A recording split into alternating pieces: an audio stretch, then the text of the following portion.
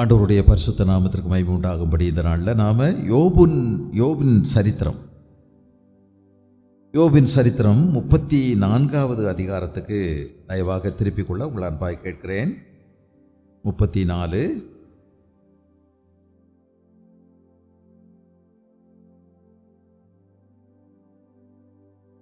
யோபின் புஸ்தகம் 34வது அதிகாரம் ஆரம்பிக்கும் போது பின்னும் எலிஹூ மறு உத்தரமாக என்று எழுதப்பட்டிருக்கிறது. இந்த பின்னும் எலிஹூ என்று சொல்வதற்கு ஏன் இப்படி போட்டிருக்கு அப்படின்னா, இந்த எலிஹூ பேசுறதுக்கு வாய்ப்பு கொடுத்தாரு, ஆனால் யாரும் பேசலை. அதானா, இதை கூட நீங்கள் சும்மா விட்டுற முடியாது. பின்னும் எலிஹூ மாறுத்தரமாக அப்படின்னு சொன்னதுக்கு காரணம், அவர் அமைதி நேரம் கொடுத்தார். ஏற்கனவே யோபு இருக்காரு, யோபுனுடைய நெருங்கின 3 நண்பர்கள் இருக்காங்க. அவங்க இந்த எலிஹூவை விட வயது மூத்தவங்க. அவங்க நிறைய பேசினாங்க. 3 சுற்று பேச்சுகள் நடந்தது. யோபுவுக்கும் யோபுனுடைய நண்பர்களுக்கும் ஒவ்வொருவராக 3 சுற்று பேச்சுக்கள் நடந்தது.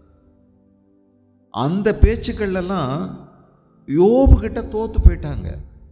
யோபுனுடைய நண்பர்கள் யோபுவை குற்றம் சுமத்தி நீ பாவி, நீ ஏதோ பாவம் செஞ்சிருக்க, நீ ரகசியமாக என்னென்னமோ பண்ணியிருக்க, நீ அப்படி பண்ணியிருக்க, நீ இப்படி பண்ணியிருக்கன்னு சொல்லி ஆதாரமில்லாத குற்றச்சாட்டுகளை கூறினார்கள். ஒரு இடத்துல கூட அவங்களால ஆதாரம் கொடுக்க முடியலை. இதுக்கு பதிலாக யோபு நேராக அவங்கள்ட்ட மோதினார். சொல்லுங்க, எனக்கு சொல்லுங்க, நான் எப்படி தப்பு செஞ்சேன், எதில் தப்பு செஞ்சேன் அப்படின்னு எனக்கு சொல்லுங்க, நிரூபிங்க அப்படின்னு சொல்லி அது வாதாடி எதிர்த்து பேசி சண்டையாயி சச்சரவாயி பெரிய கலகமாய் இந்த வாய்சாலன்கிட்ட போய் நம்ம எப்படி பேசுறது அப்படின்னு 3 நண்பர்களும் ஓஞ்சு போயிட்டாங்க. அவங்களுக்கு பேசுறதுக்கு ஒன்றுமே இல்லை. யோபுகிட்ட பேசி ஜெயிக்க முடியலை. இவங்களால் எந்த விதமான நிரூபணமும் கொடுக்கவும் முடியலை, அத்தாட்சி கொடுக்க முடியலை. அப்புறம் யோபு பிடிச்சார் பாருங்க, ஒரே பிடியாக அடித்து அவருடைய ஆதங்கத்தை எல்லாம் முடிச்சு தள்ளிட்டார். நான் இப்படிப்பட்டவனா, நான் இப்படிப்பட்டவனா, நான் இப்படி செய்யலை, நான் இப்படி செய்யலை, நான் இப்படி பண்ணலை, நான் அப்படி பண்ணலை, நான் இப்படி செஞ்சேன், அப்படி செஞ்சேன், இப்படி செஞ்சேன், நிறைய பேச வச்சுட்டாங்க. பேசி முடிச்சிட்டார் நிறைய. இதெல்லாம் கேட்டுக்கிட்டே இருந்த எலிஹூ வயது குறைந்தவர். ஆனால் அவருக்கு திடீர்னு கோபம் வந்துருச்சு. இவங்களும் பேசி எல்லாம் முடிச்சிட்டாங்க. அதுக்கப்புறம் தாமதமாக இருந்துக்கிட்டே இருந்தார், காத்துக்கிட்டே இருந்தார். அவர் பேசி முடித்த பிறகு எலிஹூ பேச ஆரம்பித்தார். பேசிட்டீங்களான்னு கேட்டார். இனி ஏதாவது பேசணுமான்னு கேட்டார். இப்போ நான் பேசலாம் இல்லை, அப்போ நீங்கள் யாரும் பேசக்கூடாது, இடையில பேசணுன்னா இப்போ பேசுங்க அப்படின்னு சொன்னார். இல்லை நான் இனியே பேசுன்ட்டாங்க போல இருக்கு. அவர் பேச ஆரம்பித்தார். அவருக்கு ரொம்ப கோபம் வந்துருச்சு. இந்த 3 நண்பர்கள் மேலே கோபம். ஏன்னா ஆதாரம் இல்லாத குற்றச்சாட்டுகளை ஒரு மனுஷன் மேலே ஓய்வில்லாமல் மாறி மாறி சுமத்துனாங்களே அப்படின்னு சொல்லி அவங்க மேலே கோபம். யோபின் மேலே வேற அவருக்கு கோபம். ஏன் கோபம் அப்படின்னா 32 2வது வசனம், அதனால் ராமின் வம்சத்தானாகிய பூசியனாகிய பரகையேலின் குமாரன் எலிஹூவுக்கு கோபம் உண்டது. யோபு தேவனை பார்க்கிலும் தன்னை தான் நீதிமானாக்குனது நிமித்தம் அவன் மேலும் அவனுக்கு கோபம் உண்டது. யோபு தன்னுடைய நீதியை பற்றி நிறைய அளந்து விட்டுட்டார். அதில் கோபம் வந்துருச்சு. கொஞ்சம் நிறையா பேசணுங்கிறது இல்லை தான், ஆனால் ரொம்ப பேசிட்டார் தான். தன்னுடைய நீதியை பற்றி, தன்னுடைய பரிசுத்தத்தை பற்றி, தன்னுடைய உண்மையை பற்றி, தம்முடைய சமூக நீதியை பற்றி நிறைய பேசிட்டார். பேச வச்சுட்டாங்கன்னு சொல்லலாம், ஆனால் நிறைய பேசிட்டார். அப்படி பேசி பேசி வரும்போது மறைமுகமாக என்ன வந்துருதுன்னா, இவ்வளவு நீதிமானாகிய என்னை ஆண்டவர் இப்படி போட்டு உருட்டி பெரட்டி போட்டு அடி நடிக்கிறாரே, அதில் என்ன நியாயம் அப்படின்னு கொண்டு வந்ததில் மறைமுகமாக தேவனை குற்றப்படுத்துவது போல் ஆகிவிடுகிறது. சில இடங்களில் நேராகவும் சொல்லிட்டார்.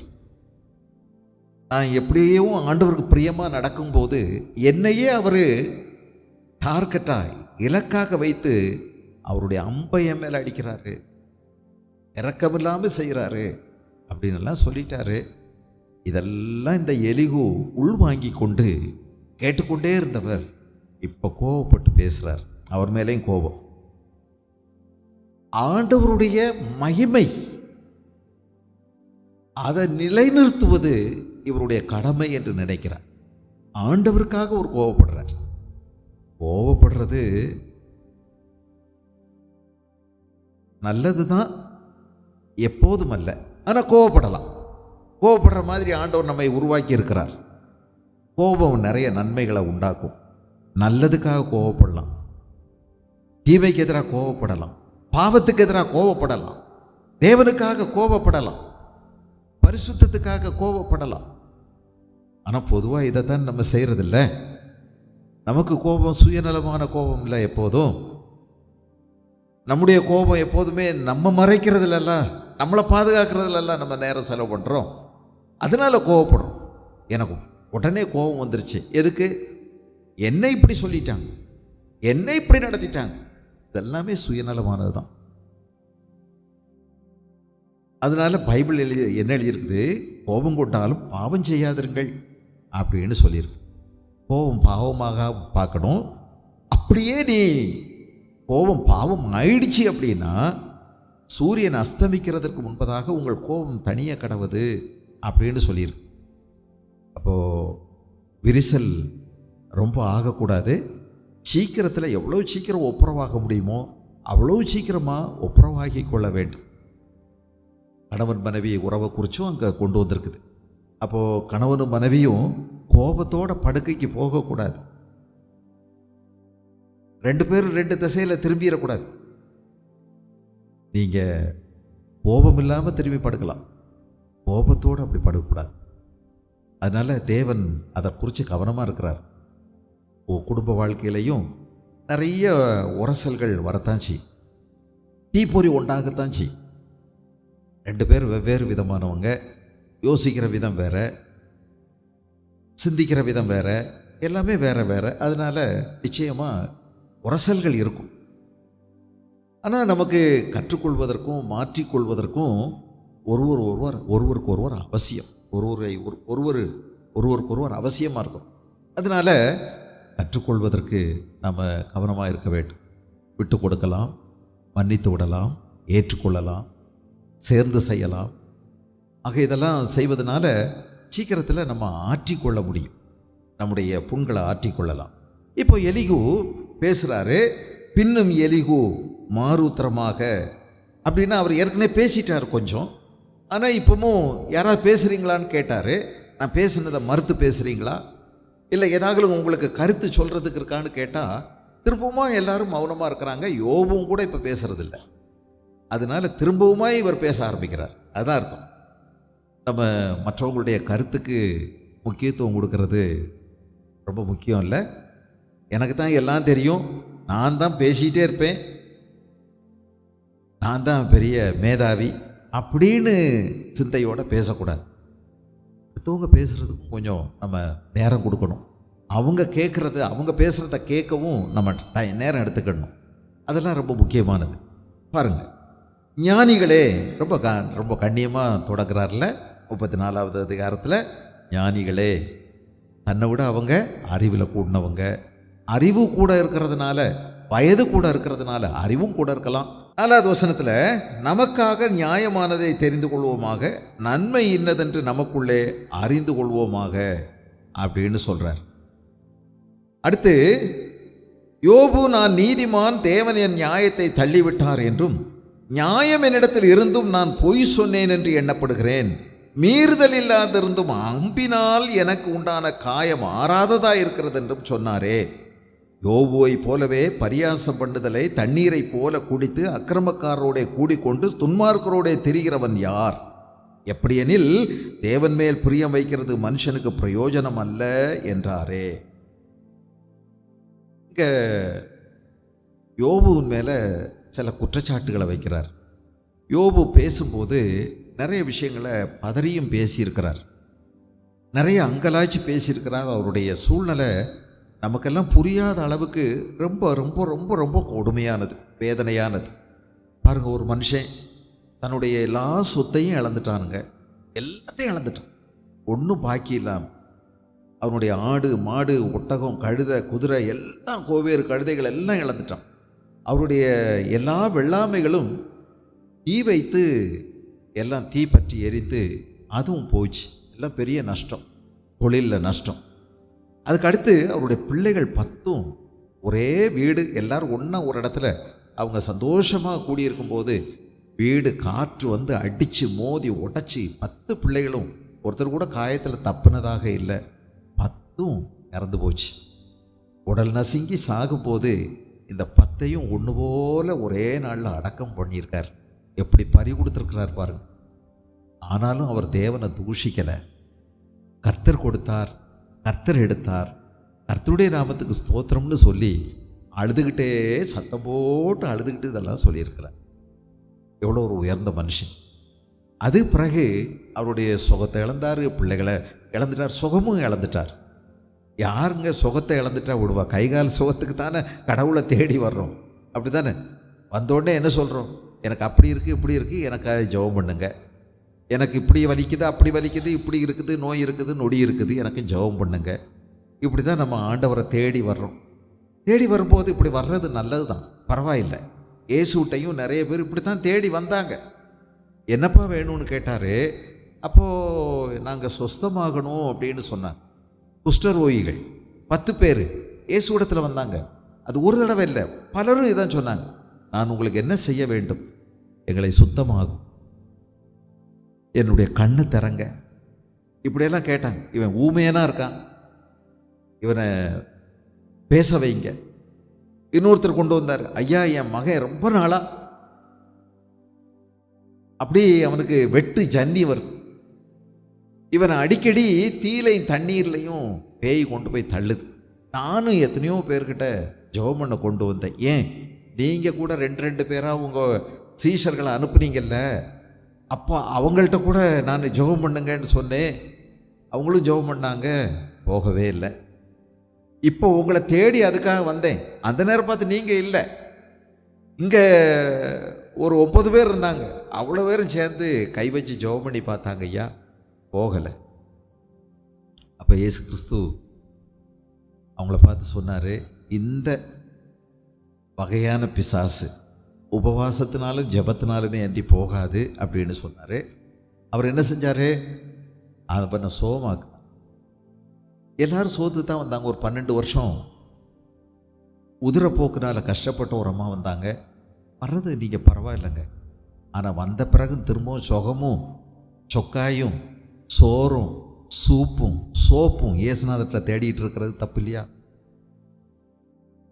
அவர் உங்களுக்கு சரீர சுகம் கொடுத்து தம்முடைய வல்லமையை வெளிப்படுத்தினார்.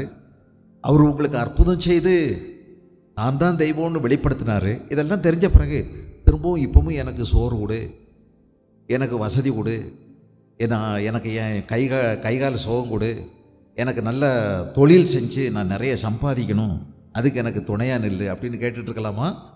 அதை விட மேலானதை கேட்பீங்களா?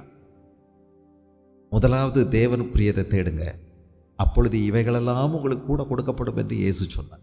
வரும்போது ஆரம்பத்தில் பரவாயில்லை, உங்களுக்காக ஜெபிக்கலாம், ஆனால் அதிலே நீங்கள் நின்றக்கூடாது.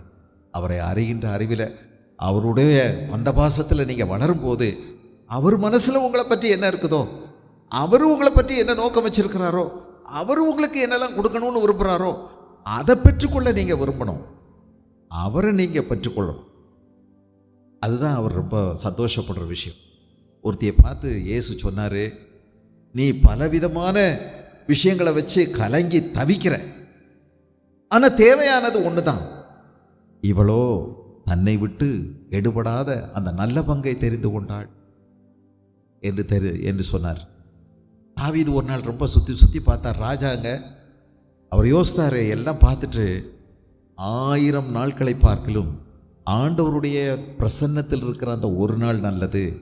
ஆகாமிய கூடாரத்தில் என் பிள்ளைகளோட, என் மனைவிமாரோட, என்னுடைய அந்த புறத்தில் இல்லை எல்லா உல்லாசம் சுகம் சௌபாக்கியம் அனுபவிக்கிறத விட ஆகாமிய கூடாரத்தில் வாசமாயிருப்பதை பார்க்கலும் தேவனுடைய ஆலய பிரகாரங்களில் இருப்பதையே நான் தெரிந்து கொள்ளுவேன் அப்படின்னு சொல்றார்.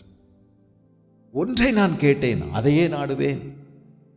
நான் கர்த்தருடைய பாதத்தில் உட்கார்ந்துருக்கணும், அவரை குறித்து நான் ஆராய்ச்சி செய்யணும், அவரை அறிகிற அறிவில் நான் வளரணும். யாரோ சொல்லி கொடுக்குற அறிவல்ல, இது ஒரு தனிப்பட்ட ஒரு அனுபவ ரீதியான அறிவு, அதில் நான் வளரணும் அப்படின்னு சொல்கிறார். எதை நம்ம தேடணும்? வர்றது பரவாயில்ல, கைகால் சோத்துக்கெல்லாம் வரலாம், ஆனால் அது நம்முடைய முடிவல்ல. ஆனால் முடிவு அவர் எனக்கு வேணும், அவருடைய பிரசன்னம் எனக்கு வேணும். எத்தனை தேவனுடைய மனிதர்கள் தங்களுடைய கண் பார்வையை இழக்காமல் இருந்ததுக்கு காரணமே தாங்க, அவங்க பார்வை எப்போதும் அவர் மேலே தான் இருந்துச்சு. அவர் வேணும், அவருடைய வழி அறியணும், அவருடைய மகிமையை நான் பார்க்கணும். அதுதான் அவங்களுக்கு சிறப்பாக அமைஞ்சது, சிறந்த மனிதர்களாக அவங்க இருந்தாங்க. அதனால யோபு எல்லாவற்றையும் இழந்துட்டாரு. அப்பவும் தன்னுடைய சுகத்தெல்லாம் இழந்த போதும் ஆண்டவரை ஸ்தோத்திரம் பண்ணுறார். நிர்வாணியாய் நான் எங்கள் அம்மா வயத்துலேருந்து வந்தேன், நிர்வாணியாய் போகிறேன், உன்னையும் நான் கொண்டு வரல. எவ்வளவோ நன்மைகளை நான் அவரிடத்துல அனுபவிச்சிருக்கும் போது இந்த சில தீமைகளை நான் அனுபவிக்க கூடாதா அப்படின்னு சொல்லி மற்றவங்களுக்கு மட்டும் சொல்லி அழும்போதும் அப்படி சொல்லி அழுதார். வாயினால் ஆண்டவருக்கு விரோதமாக பாவம் செய்யல. ஆனால் என்ன நடக்குது? போக போக போக இந்த 3 நண்பர்கள் வந்து சும்மா வெந்த பொண்ணில் குத்திக்கிட்டே இருந்தாங்க.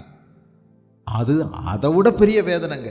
அவர் சரீரத்தில் அனுபவித்த வேதனையை விட இந்த 3 பேரால் அவர் அடைந்த மனவேதனை ரொம்ப துக்கமானது.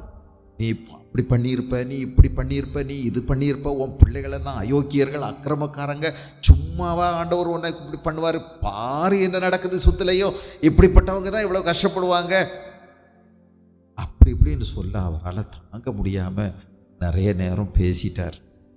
ஆனாலும் அடிக்கடி சொல்கிறாரு, ஐயோ நான் கவனமாக இருக்கணுங்கிறதையும் அவர் கவனிக்கிறார். ஆனால் இடையில ஒவ்வொரு வார்த்தை ஆதங்கத்தில் அவர் பேசும்போது பதறி பேசவும் செய்கிறார். இதை அவர் சரி செய்யணும்னு விரும்புகிறார். எலிகு என்ன சொல்கிறாரு? யோபு நான் நீதிமான், தேவன் என் நியாயத்தை தள்ளிவிட்டார் என்றும், நியாயம் என்னிடத்தில் இருந்தும் நான் பொய்யன் என்று எண்ணப்படுகிறேன், மீறுதல் இல்லாதிருந்தும் அம்பினால் எனக்கு உண்டான காயம் மாறாததென்றும் சொன்னாரே அப்படின்னு சொல்கிறார். யோபு சில இடங்களில் சில வார்த்தைகள் சொல்லியிருக்கிறாரு. 27:6 பாருங்க. யோபு 27:6, என் நீதியை கெட்டியாய் பிடித்திருக்கிறேன், அதை நான் விட்டு விடேன். நான் உயிரோடு இருக்கும் மளவும் என் இருதயம் என்னை நிந்திக்காது அப்படின்னு சொல்கிறார். அப்போது உத்தமமானவர், என் உயிர் பிரிகிற வரைக்கும் நான் ஆண்டவர் மேல் நம்பிக்கையாக இருப்பேன். அவர் என்னை கொன்று போட்டாலும் அவர் மேல் நான் நம்பிக்கையாக இருப்பேன், நான் அவரை விட்டு பிரிய மாட்டேன். ஆனால் அவர் செய்கிறதுல கொஞ்சம் அநியாயம் இருக்குது, எனக்கு இப்படி பண்ணிட்டார். அவரும் யோசித்து பார்த்தாருங்க, ஒன்றுமே அவருக்கு தென்பட மாட்டேங்குது. நான் இப்படி செய்திருப்பேனா, அப்படி செஞ்சிருப்பேனா, இப்படி செஞ்சேனா, அதை செஞ்சேனா, யாருக்காவது அநியாயம் பண்ணியிருக்கேனா, யாருக்காவது வட்டிக்கு கொடுத்துருக்கேனா, யாருக்காவது வட்டி வாங்கியிருக்கேனா, யாருக்காவது நான் அநீதி செஞ்சிட்டேனா, என்னுடைய அதிகாரத்திலிருந்து நான் நசுக்கியிருக்கிறேன்னா, நியாயத்தை புரட்டி இருக்கிறேன்னா தேடி தேடி பார்த்தாரு. ஒன்றையும் கிடைக்கல, அவருக்கு ஒன்றையும் சொல்ல முடியலை, யாராலையும் சொல்ல முடியலை. இது மாதிரி நேரத்தில் அவர் தன்னுடைய நீதியை நம்பி, தன்னுடைய உத்தமத்தை நம்பி சில நேரங்களில் பதறி பேசியிருக்கிறார், இல்லைன்னு சொல்ல முடியாது. இன்னும் சில வார்த்தைகளை நீங்கள் கவனிச்சிங்கன்னா 27:2 என் சுவாசம் என்னிலும் தேவன் தந்த ஆவி என் ஆசியில் இருக்க மட்டும் என் உதடுகள் தீமையை சொல்வதும் இல்லை, என் நாக்கு கபடம் பேசுவதும் இல்லை. 4வது வசனம் பாருங்க, என் நியாயத்தை தள்ளிவிடுகிற தேவனும் என் ஆத்துமாவை கசப்பாக்குகிற சர்வ வல்லவருமானவருடைய ஜீவனை கொண்டு சொல்லுகிறேன் அப்படின்னு ஒரு வார்த்தை விட்டாரு. இங்கே தான் பதறி பேசுகிறாருன்னு சொல்கிறேன்.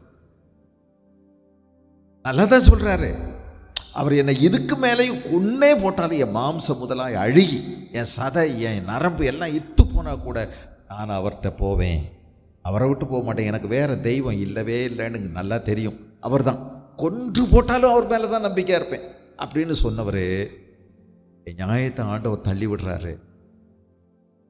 என் நியாயத்தை தள்ளி விடுகிற தேவனும் என் ஆத்துமாவை கசப்பாக்க காரணம் இல்லாமல் கசப்பாக்குறாரே என் ஆத்துமாவை அப்படின்னு சொல்லிட்டார்.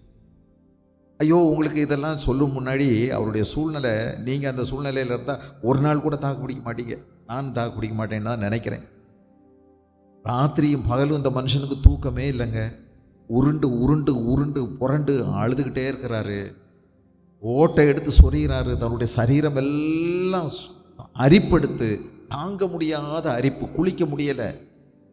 அவர் பக்கத்தில் எதையுமே கொண்டு போக முடியல. சொரிய சொரிய சொரிய அவருக்கு அதிகமாக சந்தோஷமாக இருக்குது.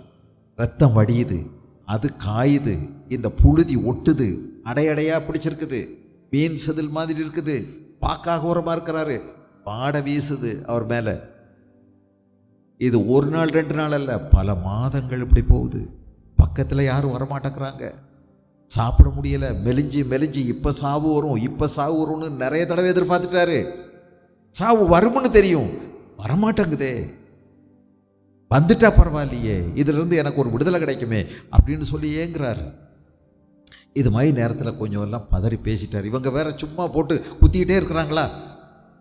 3 பேரும் சுற்றி உட்காந்து பேசிட்டார். தப்பு தான் பேசுனது. இதைத்தான் அவர் சொல்கிறாரு, இந்த தப்பையும் செய்யக்கூடாது, நீங்கள் திருத்தணும், நீங்கள் நீதிமான் அப்படின்னு சொல்கிறீங்க அப்படின்னு சொல்கிறார். 9ஆம் அதிகாரம் யோபுல 9ஆம் அதிகாரத்தில் 22-23 ஒரு காரியம் உண்டு, அதை சொல்லுகிறேன், சன்மார்க்கனையும் துன்மார்க்கனையும் அவர் அழிக்கிறார் அப்படின்னு சொல்லிட்டாரு. சன்மார்க்கனையும் துன்மார்க்கனையும் அவர் அழிக்கிறார். இதுவும் கொஞ்சம் இந்த எலிகு பிடிச்சு வச்சிருக்கார், ரெக்கார்ட் பண்ணி வச்சிருக்கிறார். என்னையா சொன்ன, நல்லவனையும் கெட்டவனையும் ஒன்று போல அழிச்சிடுறார். அப்போ நல்லவனாக வாழ்ந்து பிரயோஜனம் இல்லையா அப்படிங்கிற மாதிரி சொல்லிவிட்டாரு. சொல்கிறாரு, நாவான ஒரு காரியம் உண்டு, அதை சொல்லுகிறேன், சன்மார்க்கனை துன்மார்க்கனை அவர் அழிக்கிறார். சவுக்கானது அசுப்பிலே அப்படின்னா சடுதியிலே சீக்கிரத்திலே பாதித்து கொல்லும் போது அவர் குற்றமில்லாதவர்களின் சோதனையை பார்த்து நகைக்கிறார். இப்படியெல்லாம் சொல்லிட்டார். உலகம் துன்மார்க்கருடைய கையில் ஒப்பு கொடுக்கப்பட்டிருக்கிறது. அதில் இருக்கிற நியாயாதிபதிகளின் முகத்தை மூடி போடுகிறார். அவர் இதை செய்கிறதில்லை என்றால் பின்ன யார் செய்கிறார்? ஒன்று தெரிஞ்சுக்கணும், இதெல்லாம் சொல்லும்போது யோபு ரொம்ப இன்னைக்கு மாதிரி நமக்கு இன்னைக்கு இருக்கக்கூடிய அளவுக்கான வெளிச்சமோ அல்லது ஒரு வேத புஸ்தகமோ அல்லது தெய்வ சூழ்நிலைகளோ தெய்வ வெளிப்பாடோ கிடைக்காத காலம். பேசிட்டார் கிட்டத்தட்ட சொல்லிட்டார், பிரயோஜனம் இல்லை இப்படியெல்லாம் வாழ்கிறதில்ல அப்படின்னு எல்லாம் சொல்லிட்டார். அவர் மட்டுமா இப்படி சொன்னார்? நீங்கள் 73ஆவது சங்கீதத்தை பார்த்தீங்கன்னா இப்படியெல்லாம் கொடுமையாக சுற்றி சுற்றி நடக்கிறத பார்க்கும்போது அவர் மட்டும் இல்லை, சிலர்லாம் இப்படி நினச்சிட்டாங்க பாருங்க. 73ஆவது சங்கீதம்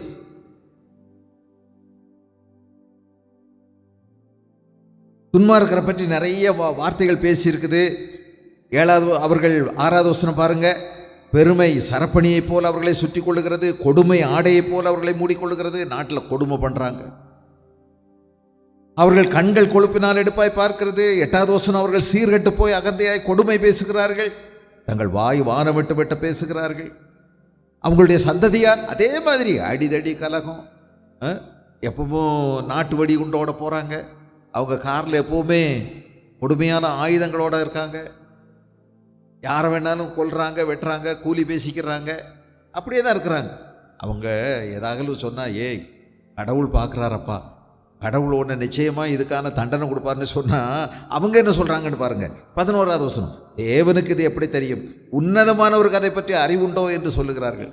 கடவுள் எங்கடா இருக்கிறாரு? கடவுளெல்லாம் இல்லவே இல்லை. அவனுக்கு நான் தான் கடவுள், நான் தான் போடணும், அதனால் ஒரே போடு, அவனை போட்டுறணும். இப்படியெல்லாம் இவங்க சொல்கிறாங்க.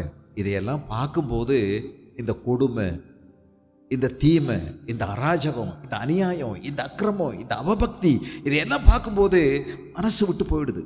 என்ன சொன்னார் பாருங்க,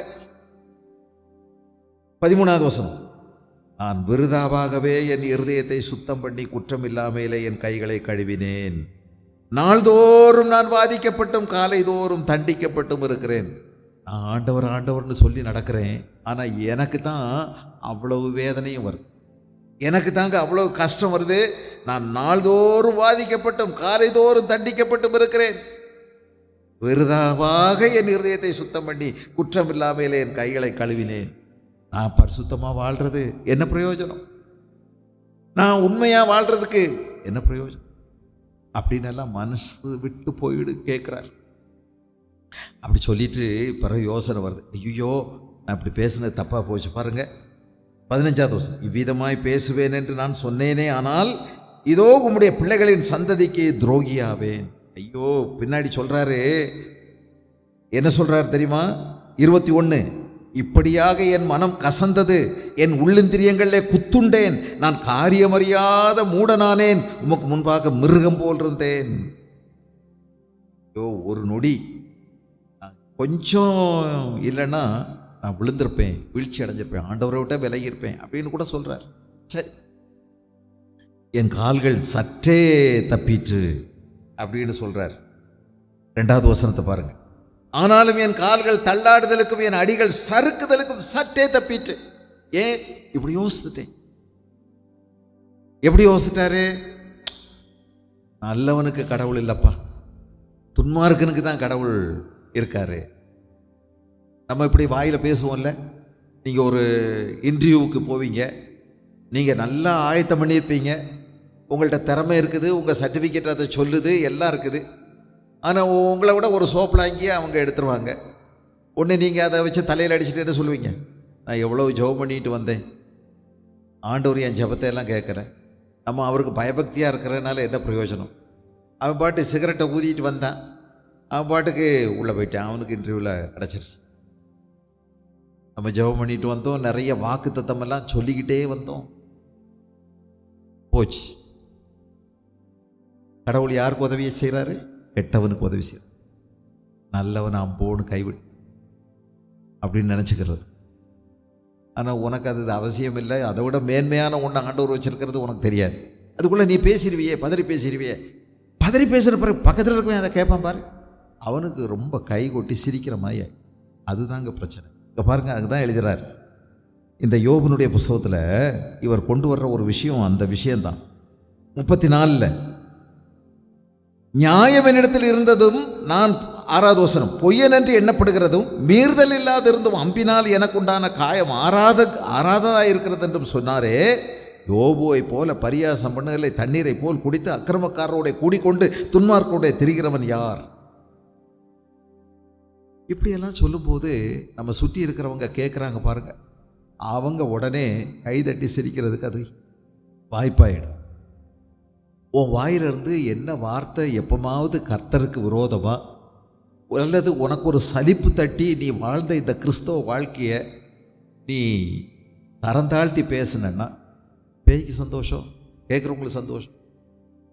அவங்க சொல்லுவாங்க, பாரு எப்படி பக்தியாக இருந்தாங்க, ஓடி ஓடி ஞாயிற்றுக்கிழமை சர்ச்சுக்கு போவாங்க, விடாமல் பைபிள் படிப்பாங்க, ஏசு தான் முக்கியம்னு சொன்னாங்க, அவங்களே இப்போ இப்படி சொல்லிட்டாங்க அப்படின்னு சொல்லிட்டா அது ஒரு பெரிய விஷயம். சாத்தான் அதை பிடிச்சிக்கிறான். எதிரிகளுக்கு அது ஒரு முட்டாய் மாதிரி ஆயிடுது. அதை போட்டு சவு முட்டாய் மாதிரி சப்ப ஆரம்பிச்சிடுறாங்க. விடாம நம்முடைய தேவனுடைய நாமம் பிரஜாதிகள் மத்தியில் தூஷிக்கப்படுது. நம்ம ரொம்ப ஜாக்கிரதையாக இருக்கணும் நம்ம வாயிலிருந்து வரக்கூடிய வார்த்தை. யோபு என்ன பேசுவார், என்ன பேசுவார், என்ன பேசுவார், இப்போ என்ன பேசுவார் அப்படின்னு காத்துக்கிட்டே இருக்காங்க. அவர் பெரிய பெரிய காரியங்கள் நடந்த போது அதிலெல்லாம் ஜெயிச்சு வந்துட்டார். ஆனால் வேதனையும் துக்கமும் துயரமும் அவரை விடாமல் பற்றி பிடிச்சும் போது சில இடங்களில் பதறி பேசிடுறார். இங்கே நீங்கள் ஜாக்கிரதையாக இருக்கணும்னு சொல்கிறார். சங்கீதம் 39:8 கொஞ்சம் தெளிவாக அந்த இடத்துல எழுதியிருக்குது. 39:8 39:8, என் மீறுதல்கள் எல்லாவற்றிலும் இருந்து என்னை விடுதலையாக்கும், மூடனுடைய நிந்தனைக்கு என்னை ஒப்புக்கூடாதேயும். மூடர்கள் நம்மளை நிந்திக்க, தேவனை நிந்திக்க ஆரம்பிச்சிருவாங்க. உங்கள் வாயில் சொற்கள் தவறுமானால், கர்த்தருக்கு பிரியமில்லாத வார்த்தையை நீங்கள் சொல்லிட்டீங்கன்னா, பதறி பேசினீங்கன்னா என்னங்க பிரயோஜனம்? நானும் ஆண்டவரை விடாமல் தேடித்தான் பார்த்தேன், இதெல்லாம் போகவே மாட்டாங்க. ஆண்டவர் தான் என்ன செய்வார்? அவங்களுக்கு நடக்கிறது நடக்கத்தான் செய்யும் அப்படின்னு நீங்கள் சொல்லிட்டீங்கன்னு வைங்க. அப்போ நம்ம ஆண்டவருக்கு என்ன இல்லை? இதெல்லாம் ஒன்றும் சரிபார்க்க அவரால் முடியாது. நமக்கு இது வருது, அதுக்கு ஆண்டவர் என்ன செய்வார்? ஆண்டவர் என்ன செய்வார்? பாவம், அவர் இத்தனோண்டு ஆளு, இத்தா பெரிய மனுஷனுக்கு என்ன செய்வார்? எவ்வளோ பேர் இருக்காங்க உலகத்தில், எல்லாருக்கும் அவர் செய்ய முடியும். இதுதான் உங்க ஆண்டவர், நீங்க வச்சிருக்கிற சின்ன ஆண்டு. இப்படியெல்லாம் நீங்க பேசும்போது உங்க பக்கத்தில் இருக்கிறவங்க அவங்க விசுவாசத்துல இன்னும் 10 அடி கீழே போயிடுவாங்க. அவங்க தேவனை எப்படி யோசிப்பாங்க? நமக்கு நடக்கிறது நடக்கத்தான் செய்யும், ஜெபம் பண்ணாலும் ஜெபம் பண்ணாட்டியும் நடக்கிறது. அப்படின்னா என்னது இது? நீங்க சொல்றது இதுதான் மகாபாரதம். இதாங்க மகாபாரதம். ஜெபம் பண்ணாலும் பண்ணாட்டியும் நமக்கு நடக்கிறது நடக்கத்தான் தெரியும். அப்படியா? ஏங்க, நீங்க ஆண்டவரை தேடுறது எதுக்கு தெரியுமா? நடக்கக்கூடியதை நடக்காம ஆக்குறதுக்கும் நடக்கக்கூடாததை நடக்க வைக்கிறதுக்கும் தான் நம்முடைய ஆண்டவர். அவர் தாங்க செங்கடல்ல 2 பிளந்தாரு. அவர் தான் செங்கடல்ல 2 பிளந்தார். அவர் தான் கடல் மேல நடந்து வந்தார். உன்னுடைய ஆண்டவர் உன்னை கொண்டு உனக்குள்ளேயும் உன்னை கொண்டு பெரிய காரியங்களை செய்கிறவர், அசாதாரணமானவைகளை செய்கிறவர். அவருக்கு உன் கையில் ஒன்றை அவருடைய கையில் ஒப்பு கொடுத்தன்னா உன் சூழ்நிலையில் ஒன்றை ஆண்டவர் வல்லமையை பயன்படுத்துவார். நீ இப்படியே பேசிகிட்டு இருக்கியே, எப்போ பார்த்தாலும் இந்த மாதிரி எதிர்வினையாக நீ யோசித்தன்னா எப்படி? சீஷர்கள் கூட அப்படி தான் சொன்னாங்கல்ல. நம்ம சொல்லியெல்லாம் கேட்க முடியாது, என்னமோ இவர் கூட போய் நம்மளும் சாகலாம், வாங்கடா போவோம் அப்படின்ட்டு போனாங்க. நீங்கள் அப்படி யோசிக்காதீங்க. கர்த்தர் எப்பொழுதும் உங்களை ஜெயமாய் நடத்துவார். ஜெய கிறிஸ்து முன் செல்கிறார், ஜெயமாக நடத்தும். சதானா உங்களுக்கு முன்னதாக அவர் போகிறார். அவர் கோணலானதை நேராக்குவார், அடைபட்டிருக்கிறத திறப்பார். ஒருவராலையும் அடைக்க முடியாதபடி திறப்பார், திறக்க முடியாதபடி அடைக்கவும் செய்வார். அவர் சர்வ வல்லமை உள்ள தேவன். நீங்க ஆராதிக்கிற தேவன் அசாதாரணமானவர், ஒப்பிடப்பட முடியாதவர். நீங்க சொல்ற வார்த்தையினால உங்க பக்கத்தில் உள்ளவங்க அதைரியப்பட்டு போயிடக்கூடாது, தேவனை நிந்திச்சிடக்கூடாது, தேவனை தூஷிக்கிறதுக்கு வாய்ப்பா மாறிடக்கூடாது. என்ன கஷ்டங்கள் என்ன துக்கங்கள் வந்தாலும் சரி, எலிகு சொல்றாரு, பேசாத. இப்படி கர்த்தரை குறித்து என்ன நினைப்பாங்க? சத்துருக்கள் நிமித்தம் என்னை நீதியின் பாதையில் நடத்தும். என் சத்துருக்கள் நிமித்தம் என்னை சுற்றி பார்த்துக்கிட்டே இருக்காங்க. என் வாயில் என்ன பேசுவேன், உன் நடக்கையில் எப்படி ஆண்டவரை தூஷிக்கிறதுக்கு வாய்ப்பு என்ன வரும்? சத்துருக்களின் நிமித்தம், சத்துருக்களின் நிமித்தம். தாவீது பாவம் செஞ்சிட்டாரு. ஆண்டவர் இந்த ஒரு வார்த்தையை சேர்த்து சொன்னார், உனக்கு அடி 2 மடங்கு, நீ செய்தது 1. ஆனால் சத்துருக்கள் தூஷிப்பதற்கு நீ இடம் கொடுத்ததுனால அதுக்கும் சேர்த்து அடின்னு சொன்னார். அதனால் நம்ம ரொம்ப ஜாக்கிரதையாக இருக்கணும், பதறி பேசுகிறத குறித்து கவனமாக இருக்கணும். அடுத்து 10வது வசனத்திலிருந்து 34வது அதிகாரத்தில் 10வது வசனத்திலிருந்து நீங்கள் கவனிச்சிங்கன்னா 10லிருந்து 15. ஆகையால் புத்திமான்களே எனக்கு செவி கொடுங்கள், அக்கிரமம் தேவனுக்கும் அநீதி சர்வ வல்லவருக்கும் தூரமாயிருக்கிறது. மனுஷருடைய செய்கைக்கு தக்கதை அவனுக்கு சரி கட்டி அவனவன் நடக்கைக்கு தக்கதாக அவனவனுக்கு பலனளிக்கிறார். தேவன் அநியாயம் செய்யாமலும் சர்வ வல்லவர் நீதியை புரட்டாமலும் இருக்கிறது மெய்யே. பூமியின் மேல் மனுஷனுக்கு அதிகாரம் கொடுத்தவர் யார்? பூச்சக்கரம் முழுவதையும் ஒழுங்குபடுத்தினவர் யார்? அவர் தம்முடைய இருதயத்தை அவனுக்கு விரோதமாய் திருப்பினாராகில் அவனுடைய ஆவியையும் அவனுடைய சுவாசத்தையும் தம்மிடத்தில் இழுத்துக் கொள்வார். அப்படியே மாம்சமான யாவும் ஏகமாய் ஜீவித்து போகும், மனுஷன் தூளுக்கு திரும்புவான். ஜீவித்து போகும்னு பைபிள் எழுதியிருக்கு பாருங்க. இந்த வார்த்தைக்கு நம்ம இன்னைக்கு சொல்கிற வார்த்தை செத்து போகும். ஜீவித்து போகும்னு சொல்லி இப்போ நம்ம 300 வருஷமாக செத்து போகும்னு சொல்லுவோம். அவ்வளோதான், ரெண்டும் ஒன்று தான். ஜீவித்து போனான், செத்து போனான்னு அர்த்தம் என்ன?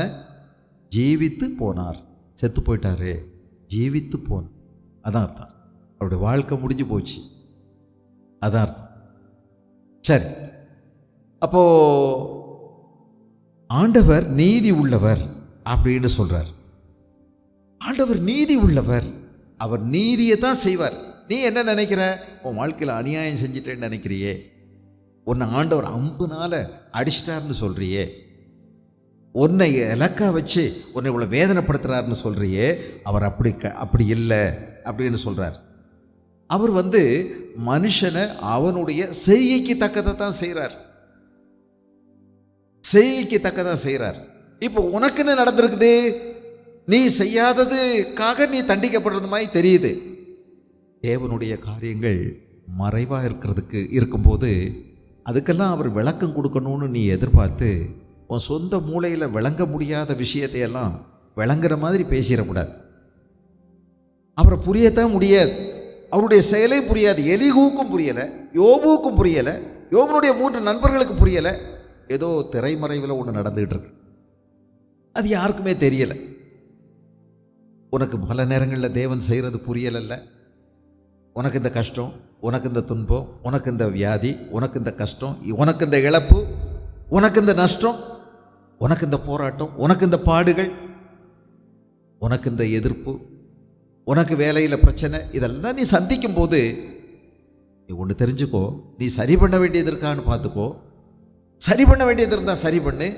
இவைகளெல்லாம் உனக்கு கற்றுத்தருவதற்காக ஆண்டவர் ஏற்படுத்துகின்ற சூழ்நிலைகள் தான். நீ கர்த்தரிடத்தில் கவனம் செலுத்துவதற்கு, அவர் பேசுகிறத கேட்குறதுக்கு ஆண்டவர் ஒருவேளை உன் கவனத்தை அவர் பக்கமாக ஈர்ப்பதற்காக அனுப்புகிற பிரச்சனைகளாக இருக்கலாம்.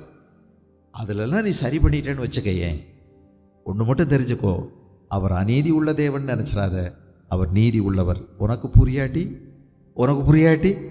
உன் மூளைக்கு புரியணும்னு நீ ஏன் எதிர்பார்க்குற? அவர் ஏன் உனக்கு விளக்கம் கொடுக்கணும்னு நீ எதிர்பார்க்குற? அவர் உனக்கு விளக்கம் கொடுக்க வேண்டிய அவசியம் அவருக்கு இல்லை. அவர் பெரியவர், அவர் சர்வ பூமியை ஆளுகை செய்கிறவர், எல்லாவற்றையும் நிர்வகிக்கிறார். நீ ஓட்டுற சைக்கிளை ஓட்டத்தான் உன்னால் முடியுது, ரிப்பேர் கூட செய்ய உனக்கு தெரியாது. என்ன நீ பெருசாக பேசுகிற? உங்கள் வீட்டில் மிக்சி பயன்படுத்துகிறீங்க, ரிப்பேர் பண்ண உங்களுக்கு தெரியாது. எத்தனையோ விஷயம் பயன்படுத்துகிறீங்க, தெரியாது. அற்பமான விஷயம் முதல் கொண்டு தெரியலை, அது இன்னொருத்தருக்கு தெரிஞ்சிருக்குது. அவங்களுக்கு தெரியாது, இன்னொருத்தருக்கு தெரிஞ்சிருக்குது. யாருக்குமே எதுவுமே எல்லாமே தெரிஞ்சது இல்லையே. எல்லாரும் சேர்ந்து தானே இந்த பூமியை ஓரளவுக்கு இப்படி ஏக்கிட்டு வர்றோம். எல்லாருக்கும் கொஞ்சம் கொஞ்சம் தெரிஞ்சதை வச்சு மொத்தமாக போட்டு வேலைகள் நடந்துக்கிட்டு இருக்குது. ஒன்று தெரிஞ்சுக்கிடுங்க, நாம் இருப்போம் போயிடுவோம். நம்ம அறிவு குறைவானது. இந்த சகல பூமியை ஆளுகை செய்து நடத்துகிற ஆண்டவருடைய ஞானம் எவ்வளோ பெருசு, எவ்வளவு அவர் சர்வ ஞானி. எழுதியிருப்பாருங்க, தேவன் அநியாயம் செய்யாமலும் 12 சர்வ வல்லவர் நீதியை புரட்டாமலும் இருக்கிறது மெய்யே. பூமியின் மேல் மனுஷனுக்கு அதிகாரம் கொடுத்தவர் யார்? பூச்சக்கரம் முழுவதையும் ஒழுங்குபடுத்துகிறவர் யார்? எத்தனை விஷயத்தில் நமக்கு அறிவில்லை. எப்படியெல்லாம் இந்த பூமியை அவர் நிர்வாகம் செய்து கொண்டு வருகிறார் உங்களுக்கு தெரியுதா? இந்த பூமியை அவர் அந்தரத்தில் தொங்க விட்டுருக்கிறார். இரவு பகல் சரியாக வருது, சீசன் சரியாக நடக்குது, சகலமும் அற்புதமாக இயங்கிட்டு இருக்குது. ஒன்றுமே நமக்கு புரிய மாட்டேங்குதே, எதுவுமே புரியலையே. பூமியிலிருந்து அணுவை போல தண்ணியை மேலே ஏற செய்கிறார். மனுஷனுக்கு மேலேருந்து மழையை கொடுக்கிறார். அவர் எப்படி தூவுறார் பாருங்க, நீங்கள் தூவி பாருங்க. ஒரு 1.5 மாதம் இருக்கும். ஒரு நாள் காலையில் நான் போனேன். ஐயோ, ரொம்ப மிருதுவாக மேலே லேசாக விழுந்துச்சுங்க. ஒரு லேசாக பனி மாதிரி புகை மாதிரி போட்டிருந்தது. அதில் நின்று ஒரு குளிர்ச்சி, லேசான ஒரு நனைவு. இப்படி எந்த மோட்டரை வச்சு நீங்கள் கொடுப்பீங்க? என்ன அழகாக அவர் பூமியில் மேலேருந்து மழையை தூவுறார் பாருங்க. எந்த மிஷின் வச்சு இப்படி நீங்கள் அவ்வளோ உயரத்துலேருந்து கொடுப்பீங்க? ஒரு மரத்துக்கு கீழே இருந்து தண்ணி மேலே போகுது பாருங்க, எத்தனை அடி தூரத்துக்கு மேலே போகுது. யோசித்து பார்த்தீங்களா? கொடைக்கானலில் அல்லது பெரிய மரங்களை பாருங்கள், அந்த பைன் மரங்கள் இருக்குது கொடைக்கானலில். ஒரு நாள் போய் எட்டி பார்த்தேன், அப்பா இவ்வளோ பெரிய மரம், ஆனால் தண்ணி எங்கேருந்து போகுது? மோட்டர் இல்லாமலே போகுது. கீழே இருந்து மேலே அவ்வளோ தூரத்துக்கு இந்த இலைக்கு வரைக்கும். யாருங்க இதில் தண்ணியை மேலே வரைக்கும் பம்ப் பண்ணி அனுப்புறது? என்ன சக்தி, என்ன மந்திரம், ஒன்றும் புரிய மாட்டேங்குதே. இது ஒரு மரத்துக்கா? எல்லாம் உலகத்துக்கே அவர் செய்கிறாரு. எத்தனை அதிசயங்கள் செய்கிறாரு. இவ்வளோ பிரம்மாண்டமான ஒரு தெய்வத்தை நீங்கள் சும்மா சுருக்கணும்னு நினைக்கிறது எதுக்கு? நிறைய விஷயம் நமக்கு புரியாமல் தான் இருக்கும். அதுக்கு அவர் விளக்கம் எனக்கு கொடுக்கணும்னு ஏன் அவசியப்படுறோம்? விளக்கம் கொடுத்தா தான் நமக்கு விளங்கிருமா? அதுவும் புரியாதே. கணக்கு பாடமே மண்டைக்கு ஏற மாட்டாங்க. அதனால தான் நம்மளை ஃபெயிலாக்கி அதுக்கு மேலே விடலை. 8ஆம் வகுப்பு பிறகு இவங்க மனுஷன் சொல்லி கொடுக்குற கணக்கு வழக்கு தெரிய மாட்டேங்குது. சிலருக்கு சயின்ஸு வர மாட்டேங்குது, சிலருக்கு இங்கிலீஷுனாலே அலர்ஜி இல்லை. இதே நமக்கு தெரிய மாட்டேங்குதுங்க. ஆனால் நம்ம கூட இருக்கிறவங்கெல்லாம் நல்லா படிச்சுட்டு போயிடுறாங்க. அது கூட நமக்கு இந்த மரமண்டைக்கு ஏற மாட்டேங்குது. நாம் போய் பெரிய பெரிய விஷயங்கள் எல்லாம் எப்படி தெரிஞ்சுக்கிட முடியும்? உனக்கு சில விஷயங்கள் புரியலைன்னா விட்டுரு. அதுக்காக தேவனை குறை சொல்லாத, அவர் மேலே கோவப்படாத, ஆதங்கப்படாத, பதறி பேசாத.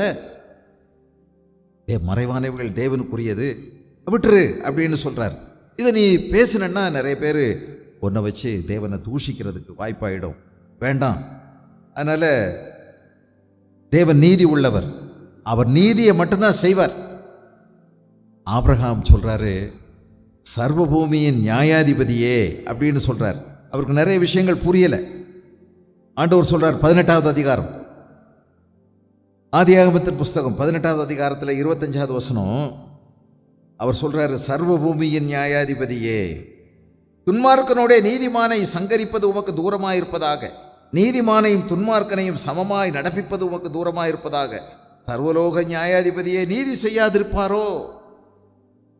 எதுக்காக கேட்குறாரு? ஆண்டவர் உன்ட்ட தனியாக ஒரு விஷயம் சொல்ல வந்தப்பாங்கிறார். யார்கிட்ட? ஆபிரகாம் கிட்ட. உன்ட்ட மட்டும் ஒரு விஷயம் சொல்ல வந்தேன், என் மனசில் உள்ளதை உனக்கு ஒழிக்க எனக்கு மனசே இல்லை. நீ என்னுடைய நல்ல சிநேகிதன். அதனால்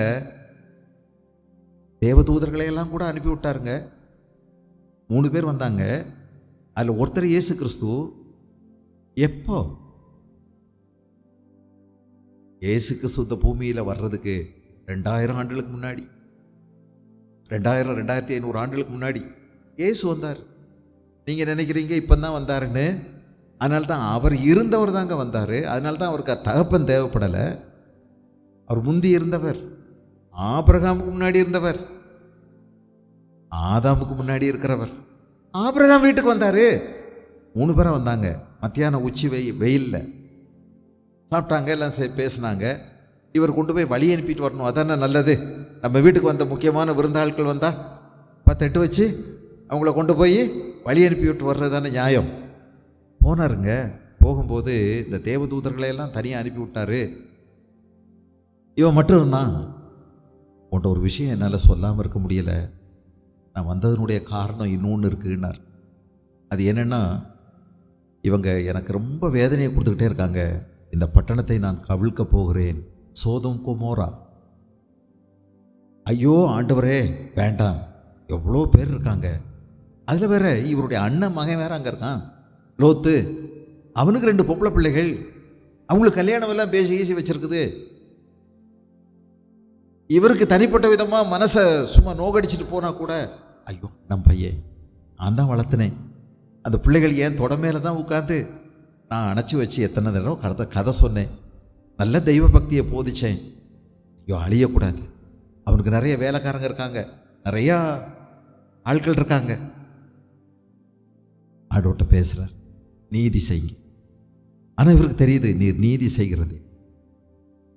செய்கிறது. ஒருவேளை யோபு பதறி பேசி பாடுபட்டதுனால அதுல இருந்தெல்லாம் ஒருவேளை இவர் படிச்சிருக்கலாம். தேவன் நீதி உள்ளவர். ஆண்டவரே நீங்கள் நீதி தான் செய்வீங்கன்னு எனக்கு நல்லா தெரியும். எனக்கு புரியலை நிறைய விஷயம். வேண்டாம் வேண்டான்னு சொல்கிறாரு. அழிக்காதீங்கன்னு சொன்னார். 50 பேர் இருந்தால் அழிப்பீரோ? ஆண்டவர் 50 பேர் இருந்தால் அழிக்க மாட்டேன். 45 பேர் இருந்தால் அழிப்பீரோ? 45 பேர் இருந்தால் அழிக்க மாட்டேன். 40 பேர் இருந்தால் அழிப்பீரோ? அழிக்க மாட்டேன். இப்படியே பேசிகிட்டே இருக்கிறார். இவருக்கு ஒன்றுமே புரிய மாட்டேன். ஆனாலும் ஒன்று சொல்கிறாரு, நீதி உள்ள தேவன், நீதியை மட்டும்தான் செய்யும். நம்முடைய தேவனிடத்தில் அவர் வெளிச்சமாக இருக்கிறார். தேவன் வெளிச்சமாக இருக்கிறார். அவரிடத்தில் எவ்வளவேனும் இருள் இல்லை.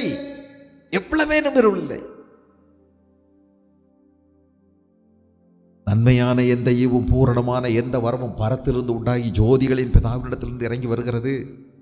யாக்கோபு சொல்றாரு, தேவன் எப்படி நீதி உள்ளவர் அப்படின்னு சொல்றாரு. யாக்கோபு 1:13. யாக்கோபு 1:13.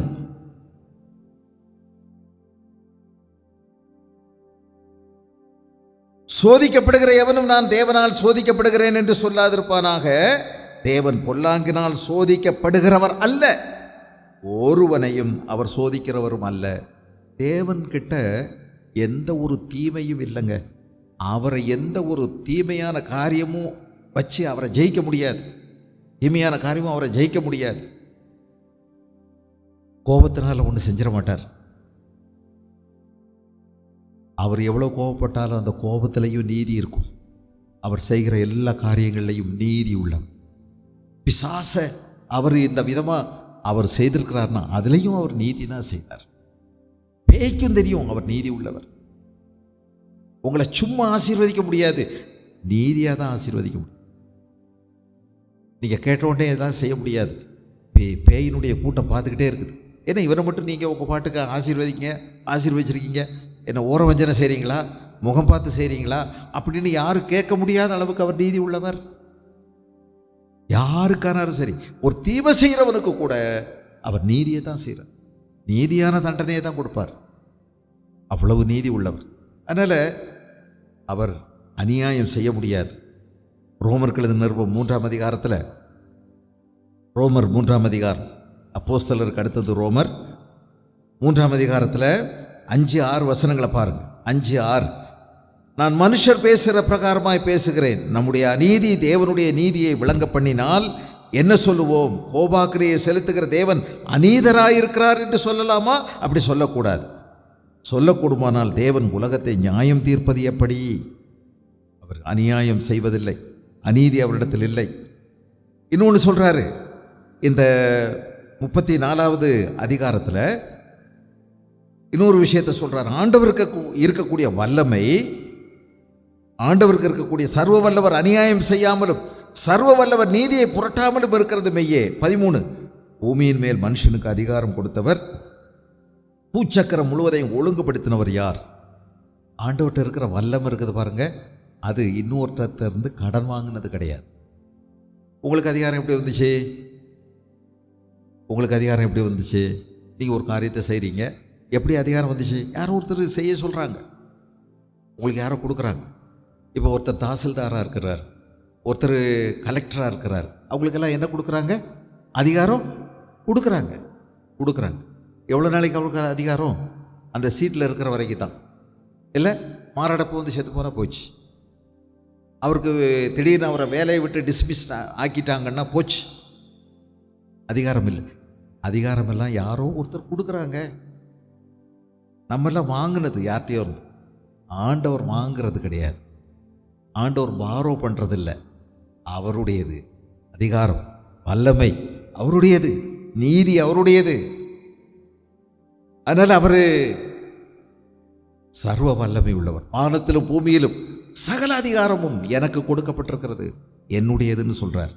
அதை நீ கவனிச்சுக்கணும். அதோட கூட அவருடைய வல்லமைக்கு எதிராக யாரும் நிற்க முடியாது. Irresistible power. அவருடைய வல்லமை எதிர்த்து நிற்க முடியாத ஒரு வல்லமை. சகலத்தை ஆளுகை செய்கிறார், அதையும் சொல்கிறார். 16-30 நீங்கள் கவனிச்சிங்கன்னா இன்னும் சில விஷயங்களை வேகமாக அவர் சொல்கிறார். தேவன் சர்வ வல்லமை உள்ளவர், காட் இஸ் ஆல்மைட்டி அப்படிங்கிறத ரொம்ப சொல்கிறார். 16வது வசனத்தில், உமக்கு உணர்வு இருந்தால் இதை கேளும், என் வார்த்தைகளின் சத்தத்துக்கு செவி கொடும். நீதியை பயக்கிற ஒருவன் ஆளக்கூடுமோ? மகா நீதிபரரை குற்றப்படுத்துவீரோ? அவர் நீதிபரர், அவரை குற்றப்படுத்த முடியுமா? அவர் சகல வல்லமை உள்ளவர். இப்படி இருக்க பிரபுக்களின் முகத்தை பாராமலும் ஏழையை பார்க்கலும் ஐஸ்வர்யவானை அதிகமாக எண்ணாமலும் இருக்கிறவரை நோக்கி நீர் இப்படி சொல்லலாமா? இவர்கள் எல்லாரும் அவர் கரங்களின் கிரியையே. இப்படிப்பட்டவர்கள் சடுதியில் சாவார்கள், ஜனங்கள் பாதி ஜாமத்தில் கலங்கி ஒழிந்து போவார்கள், காணாத கையினால் பலவந்தர் அழிந்து போவார்கள். அவருடைய கண்கள் மனுஷருடைய வழிகளை நோக்கி இருக்கிறது. அல்ல கவனிங்க, அவர் சர்வ வல்லமை உள்ளவர். அவர் ஒரு காரியத்தை செய்கிறார்னா யாருமே ஏன் செய்கிறீங்க, இதை இப்படி செஞ்சுருக்கலாமே, அப்படி பண்ணியிருக்கலாமேன்னு சொல்ல முடியாது. அவர் எல்லாவற்றையும் சரியாய் செய்கிறார், நேர்த்தியாய் செய்கிறார், அதனதன் காலத்தில் செய்கிறார், நியாயத்தின்படி செய்கிறார். அது மட்டுமில்லை, எல்லாவற்றையும் காண்கிறவர். அது சொல்கிறார், அவருடைய கண்கள் மனுஷருடைய 21 வழிகளை நோக்கி இருக்கிறது, அவருடைய நடைகளை எல்லாம் அவர் பார்க்கிறார். நம்ம எல்லாரையும் அவர் கவனிக்கிறார். அக்கிரமக்காரர் ஒளித்துக் கொள்ளத்தக்க அந்தகாரம் இல்லை. 22 மரண இருளும் இல்லை. மனுஷன் தேவனுடைய வழக்காடும்படி அவர் அவன் மேல் மிஞ்சினதொன்றையும் சுமத்த மாட்டார். அவருக்கு எல்லாம் தெரியும், யாரும் எங்கேயும் ஒளிச்சுக்கிட முடியாது. அவர் செய்கிற செயலை ஒவ்வொரு மனுஷனுக்கும் என்ன செய்கிறாரோ சரியாக செய்கிறார். நமக்கு இது புரியுதோ புரியலையோ அவர் சரியாக செய்கிறார். உனக்கு இது ஏன் நடந்திருக்குது புரியலைன்னா பரவாயில்ல, ஆனால் ஆண்டவர் நீதி உள்ளவர். அவர் நிச்சயமாக அநியாயத்தை மேலே அநியாயமாக செய்யவே மாட்டார் அப்படின்னு சொல்லி ஆணித்தரமாக சொல்கிறார். அது மட்டும் இல்லை, தேவன் என்ன செய்ய மாட்டார், இன்னொரு காரியம், அவர் யார் மேலேயும் தவறாக ஒரு காரியத்தை சுமத்த மாட்டார். அவன் மேல் மிஞ்சினதொன்றையும் சுமத்த மாட்டார். மனுஷன் தேவனோட வழக்காடும்படி, இது ஒரு முக்கியமான வார்த்தைங்க, உனக்கு தவறு ஏதும் செய்யவே மாட்டார். நீங்கள் ஒரு நாளும் ஏன் ஆண்டவரே எனக்கு இப்படி செஞ்சிட்டீங்க, ஏன் நான் என்ன செஞ்சேன் அப்படின்னு கேட்க வேண்டிய அவசியமே கிடையாது. நீங்கள் அப்படி கேட்கவும் கூடாது. ஆண்டவரை நீங்கள் அந்த விதமாக சிந்திக்கக்கூடாது. அவர் ஒரு நாளும் உங்களுக்கு தவறு செய்ய மாட்டார், தவறான ஒன்றையும் உங்கள் மேலே சுமத்த மாட்டார். அவர் யாருக்கும் பாரபட்சம் பார்க்க மாட்டார். இவன் எளியவன், இவன் உயர்ந்தவன், இவன் பணக்காரன், இவன் பலவீனன் அப்படின்னு பார்க்க மாட்டார். அவர் எல்லாருக்கும் ஒன்று போல நியாயத்தை செய்கிறவர். பலமுள்ளவனுக்காகிலும் பலவீனருக்காகிலும் உதவி செய்வது உமக்கு லேசான காரியம். அவர் முகம் பார்க்கறதில்ல. கூப்பிடுகிற காக்கை குஞ்சுகளுக்கு கூட ஆகாரம் கொடுக்கிறவர். நீங்கள் அவர்களை விட எவ்வளவு விசேஷித்தவர்கள். உங்களுடைய கூப்பிடுதலுக்கு அவர் செவிசாய்க்கிறவர். யாரோ ஒருத்தன் அழுக்கு துணி, நாற்றம் பிடிச்ச மேலாடை, குருடை வழி ஓரமாக உட்கார்ந்துருக்கான், சந்தடியாக இருக்குது, என்னங்க இது, ஏசு போகிறார். ஏசு போகிறாரா? ஏசுவே தாவீதின் குமாரனே எனக்கு இறங்கும்னு பர்த்தலமேயுன்னு சொல்லி ஒரு குருடன் கூப்பிடுறான். ஊர்க்காரங்கெல்லாம் சொல்கிறாங்க, போகிற வர்றவங்கெல்லாம் சொல்கிறாங்க, ஹே அமைதியாருடா குருட்டு பயல, ஆயப்பொத்து மூடு, ஐயா எவ்வளோ பிஸியாக இருக்கிறார் பாத்தியா, இப்போ போய் கூப்பிடுறிய, நீ கூப்பிட்டலாம் அவர் நின்றுக்கிட்டு இருந்தா, அவருக்கு ப்ரோக்ராம் நிறைய அப்படின்னு சொன்னவனை பார்த்து இயேசு அவனை கூட்டிகிட்டு வான்னு சொல்லிட்டார். பெரிய தர்ம சங்கடம் இல்லை இது. ஐயா ஐயா ஐயா கூப்பிடுறார், நான் சொன்னது எதுவும் சொல்லிவிடாத நீ வா அப்படின்னு சொல்லி கூப்பிட்டு வந்து இயேசுவிடத்தில் விடும்போது அவன் தன் மேலங்கியே எரிந்து விட்டு இயேசுவிடம் வந்தான். அது ஒரு முக்கியமான வார்த்தைங்க, மேலங்கியே எரிந்து விட்டு இயேசுவிடம் வந்தான். இயேசு அவனை சோமாக்கின ஒரு குருடை, வழி ஓரத்தில் பிச்சை வாங்குறவை. கூப்பிட்ட போது இயேசு நின்றார், அவனை தம்மிடத்தில் அழைத்தார். எத்தனை பேர் தடுத்தாங்க, என்னென்னமோ சொன்னாங்க. ஆண்டவர் அவன் மீது கவனம் செலுத்துகிறார். எவ்வளோ நீதி உள்ளவர், எவ்வளோ இரக்கம் உள்ளவர், எவ்வளோ உண்மை உள்ளவர். அவர் நேசிக்கிற மாதிரி உங்களை யாருமே நேசிக்க முடியாதே. உயிரை கொடுத்து நேசிக்கிறாரு. நீங்கள் தவறு செய்யும் போது அவர் உட்கார்ந்து அழுறாரு. உங்களுக்காக அவர் சிலுவையில் ஆணி கடாவப்பட்டவர். நீங்கள் கையினால் பாவம் செய்யும் போது அவர் தம்முடைய கையை பார்க்குறாரு. இவனுக்காகத்தான் அந்த காயத்தப்பட்டேன். நீங்கள் தவறாக நடக்கும்போது அவர் தன்கால பார்க்குறாரு. உங்கள் தவறான சிந்தனைகள் உங்களுக்குள்ளே ஓடிட்டு இருக்கும்போது தன்னுடைய தலையில் முள்ளினால் அவர் அடிக்கப்பட்டதை அவர் நினைவு கூறுகிறார். உன்னை உடனே தண்டிக்கலையே, நம்முடைய தப்பிதங்களுக்கு தக்கதாக நமக்கு செய்யாமலும் நம்முடைய அக்கிரமங்களுக்கு தக்கதாக அவர் நீதியை சரி கட்டாமலும் இருக்கிறார். எவ்வளோ இரக்கமுள்ள கருத்து. அவரை நீங்கள் தவறாக புரிஞ்சுக்கிடாதீங்க. தேவன் நீதி உள்ளவர். 27வது வசனத்தை பாருங்க. எளியவர்களின் கூக்குரல் அவரிடத்தில் சேரும்படி செய்ததினாலும் சிறுமையானவருடைய கூக்குரலை கேட்கிற அவர் எல்லாரும் பார்க்கும்படி அவர்களை துன்மார்க்கத்தினின்று அடிக்கிறார். ஆண்டவர் மிகவும் இரக்கமும் அன்பும் நிறைந்தவர். ஆகவே நீங்கள் அவர் நீதி உள்ளவர், அவர் இரக்கமுள்ளவர், அவர் நமக்கு உதவி செய்ய வல்லமை உள்ளவர். 30வது வசனம். ஒரு ஜனத்துக்கானாலும் ஒரு மனுஷனுக்கானாலும் அவர் சமாதானத்தை அருளினால் யார் கலங்க பண்ணுவான்? அவர் தமது முகத்தை மறைத்தால் அவரை காண்கிறவன் யார்? உதவி செய்கிற ஒரே ஒரு கண்மலை அவர் மட்டும்தான். அவர் மறைச்சிட்டா நமக்கு வேறு வழியே இல்லை. ஆனால் அவர் பார்த்துட்டா அதே மாதிரி ஆசீர்வாதம் வேறு எதுவும் இல்லை. அவர் தான் நமக்கு உதவி வரும் கண்மலை. அவரை நோக்கி பார்க்கணும், அவர் நோக்கி பார்க்கணும். எலிசாவினுடைய நாட்களில் அசீரிய ராஜாக்கள் வந்து சமாரியாவை முற்றுகையிட்டாங்க. அன்னைக்கு என்ன செய்யறதுன்னு தெரியல. 2 ராஜாக்களின் புஸ்தகம் 6வது அதிகாரத்தில் வெளியில போய் சாமான் வாங்க முடியல, உள்ள இருந்து எந்த பொருளையும் வெளியே கொண்டு போய் விற்க முடியல. சமாரியா முற்றுகையிடப்பட்டது. 1 நாள் 2 நாள் இல்லைங்க, பல மாதங்கள் ஆயிற்று. சாப்பிட்றதுக்கு உள்ளுக்குள்ள ஒண்ணுமே இல்லை சாப்பிட்றதுக்கு. சொந்த கையைத்தான் கடிச்சு சாப்பிடணும். பிள்ளைய சாப்பிட்டாங்கங்க. பிள்ளைய பேரம் பேசி மாற்றி அவங்களுக்குள்ளேயே பேசி ஒத்து பேசி, இன்னைக்கு உன் பிள்ளைய நம்ம கொண்டு சாப்பிடுவோம், நாளைக்கு ஏன் பிள்ளைய கொண்டு சாப்பிடலாம் அப்படின்னு சொல்லி ஒரு பிள்ளைய அடிச்சாச்சு, கொண்டாச்சு, சாப்பிட்டாச்சு. மறுநாள் உன் பிள்ளைய கொண்டு சாப்பிடலான்னு சொல்லுவா, கொண்டு ஒளிச்சு வச்சிட்டா. பெரிய சண்டை ரகலை. நீ சொல்லி என் பிள்ளையை நான் இழந்துட்டேன். அந்த நேரம் பார்த்து ராஜா மேலே உலாவுறாருன்னு இவங்களுக்கு தெரியுது. அவர் ஆண்டவரை நோக்கி ரொம்ப கதறார். அப்போ சொன்னார், எங்களுக்குள்ள சண்டை, நீங்கள் எங்களுக்கு நியாயம் தீர்த்து வைக்கணும்னு இந்த பொம்பளைகள்லாம் கத்துனாங்க. என்னன்னு கேட்டபோது, என் பிள்ளைய நேற்று கொண்டு சாப்பிட்டுட்டோம், இன்னைக்கு அவ பிள்ளையை கொல்ல வேண்டிய நேரம், ஒளிச்சு வச்சிட்டான், எங்களுக்கு நீதி செய்யுங்கன்னு ராஜா தன்னுடைய அங்கியை கிழிச்சுக்கிட்டு ஆள்றார்.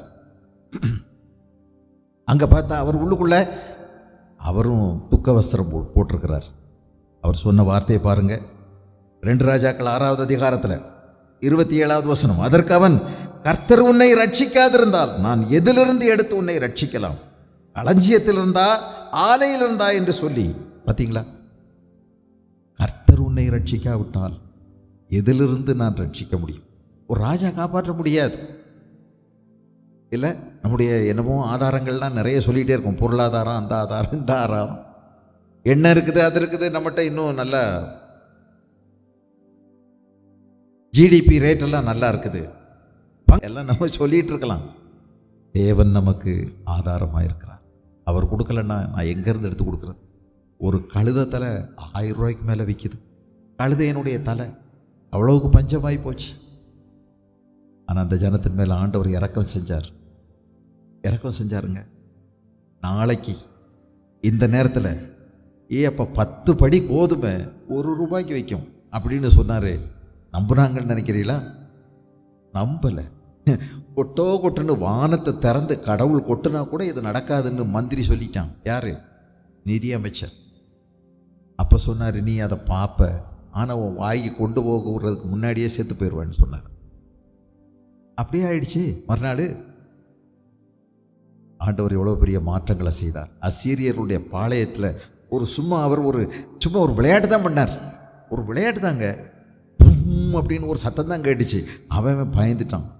பயந்து அவனா புரண்டு, என்னமோ ஒரு பெரிய பட்டாளம் வருதோப்பா, முடிஞ்சு போச்சு, நம்ம கதையை முடிச்சிட்டாங்கன்னு சொல்லி விட்டு போட்டு அப்படியே சப்பாத்தி செஞ்சவன் அங்கே இருக்குது, பிரியாணி செஞ்சது அங்கே இருக்குது, எல்லாம் ரெடிமேடாக வச்சுட்டு ஓடிட்டாங்க. ஒரு நாள் இந்த ஜனத்துக்கு தான் எவ்வளோ சர்வ வல்லமை உள்ளவர், கூப்பிடுகிறவர்களுக்கு எவ்வளோ இரக்கமாய் ஆண்டவர் செயல்படுகிறார் இல்லை? தேவன் தம்முடைய வல்லமையை உங்கள் வாழ்க்கையில் வெளிப்படுத்துறதுக்கு எத்தனை வாய்ப்புகள் உங்களுக்கு வருது. வாழ்க்கை ஆண்டவரையே சார்ந்து கொள்ளுங்கள். உங்களுக்கு வரக்கூடிய நெருக்கடியெல்லாம் ஆண்டவர் தம்மை வெளிப்படுத்துவதற்காகத்தான்.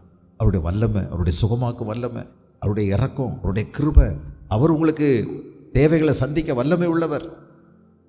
தேவன் செய்ய முடியும். ஆகவே இதை சொல்றார். கடைசியாக 31 37 வரைக்கும் உள்ள வசனங்களை நீங்கள் கவனிச்சிங்கன்னா, 34வது அதிகாரத்தில் 31 37 அதனால் சொல்கிறாரு, நான் தண்டிக்கப்பட்டேன், நான் இனி பாவம் செய்ய மாட்டேன். ஏதாவது உனக்கு இப்படி நடந்துச்சுன்னா நீ என்ன செய்யணும்? ஆண்டவரே, நீங்கள் என்னை தண்டிச்சிருக்கீங்க, இனி நான் பாவம் செய்ய மாட்டேன்னு சொல்லு. உனக்கு ஏதாவது உணர்த்தணும், உனக்கு ஒரு கஷ்டம் ஏற்படுது, நெருக்கடி ஏற்படுது, ஆண்டவர் மேலே மனத்தாங்கல் அடைஞ்சு மனம் பதறி பேசுறது, ஆண்டவர் மேலே கோவப்படுறது, அதையெல்லாம் விட்டுட்டு செய்ய வேண்டியது என்ன? நான் தப்பு பண்ணிட்டேன், என்னை மன்னிச்சிருங்க. நம்ம யாருங்க?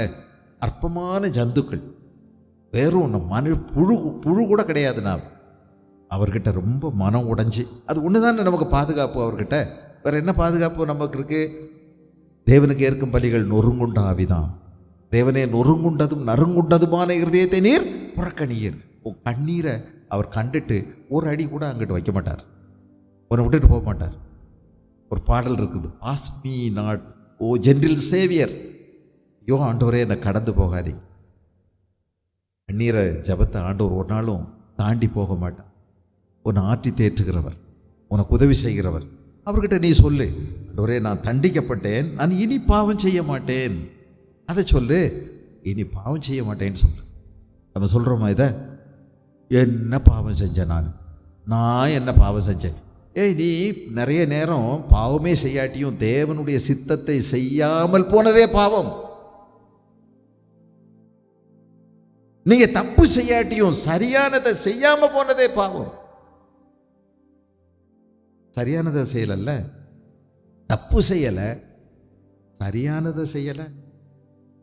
எத்தனை காரியங்கள் சரியானதை செய்யணும், அப்புறம் செய்யலைன்னு சொல்லிட்டு இருக்கீங்க.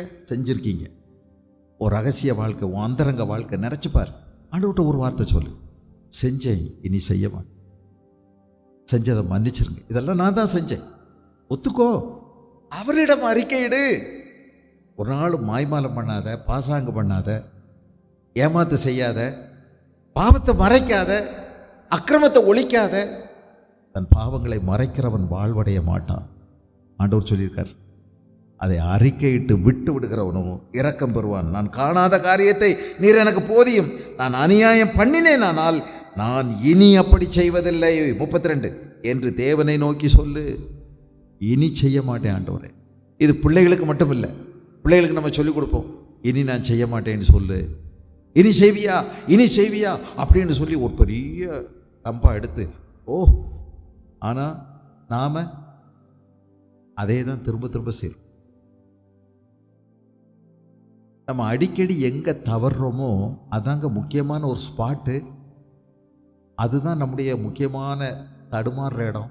அந்த இடத்த குறித்து அதிக கவனம் செலுத்துங்க, அதிக கவனம் செலுத்து. அதுதான் நம்முடைய முன்னேற்றத்துக்கு பெருந்தடை. அந்த இடத்த ஆண்டவர்கிட்ட சொல்லுங்க.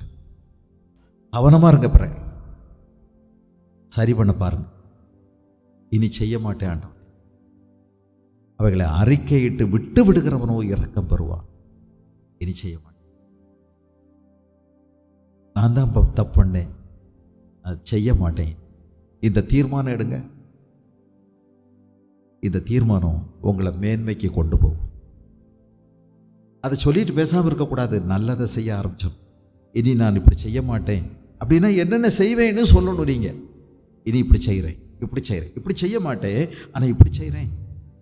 இனி கொஞ்சம் பைபிளை ஒழுங்காக வாசிக்கிறேன், கொஞ்சம் நேரம் எடுத்து இந்த நேரத்தில் ஜெபம் பண்ணுவேன், ஆத்மாக்களுக்காக நான் உட்கார்ந்துருப்பேன், உபவாசம் செய்கிறேன். ஆண்டவரே, என் உபவாச ஜெபத்தெல்லாம் விட்டுட்டேன், என் பிரதிஷ்டைகளை எல்லாம் உடைச்சிட்டேன், அன்னைக்கு இருந்த வாஞ்சைகள்லாம் போயிடுச்சு, நிறைய ஒப்பந்தங்கள் பேசியிருந்தேன், எல்லாத்தையும் மண்ணாக்கிட்டேன். இனி அப்படி செய்ய மாட்டேன். திரும்பவுமா என்னை உயிர்ப்பீங்க. ஒரு விசை என்னை நினச்சிருங்க. என் மேலே திரும்பவுமா ஒரு விசை என் மேலே ஊதி என்னை உயிர்ப்பீங்க. இயேசு கிறிஸ்து சீடர்களை பார்த்த உடனே பயந்து போய் இருந்த சீடர்கள் மேலே ஊதி அவர்கிட்ட சொன்னார், பரிசுத்தாவியை பெற்றுக்கொள்ளுங்க. என் மேலே திரும்பவுமா ஒரு விசை ஊதுங்க ஆண்டவரே. ஒரு பின்மாறி மழையை என் மேலே ஊற்றுங்க. எனக்கு திரும்பவுமா உங்களுடைய ஒரு தொடுதல் எனக்கு திரும்ப வேணும். தடவை தொட்டீங்க, இப்பவும் அறகுறையாக தான் தெரியுது. திரும்ப ஒரு தடவை என்னை தொட்டுருங்க, என்னை திரும்ப ஒரு தடவை தொட்டுங்க. I need another touch, a second touch வேணும். ஆட்டம் கொடுங்கப்பா. என் சிந்தனை மாறட்டும், என் புத்தி மாறட்டும், என் செயல் மாறட்டும். திரும்பவும் ஒரு தொடுதல். அன்னைக்கு வச்சிங்க ஒரு தொடுதல், ரொம்ப நாளாகி போச்சு, இப்போ உங்கள் பிரசன்னத்தை அதிகமாக உணர முடியலை. எனக்கு ஒரு புதிய தொடுதல் இன்னைக்கு எனக்கு வேணும்.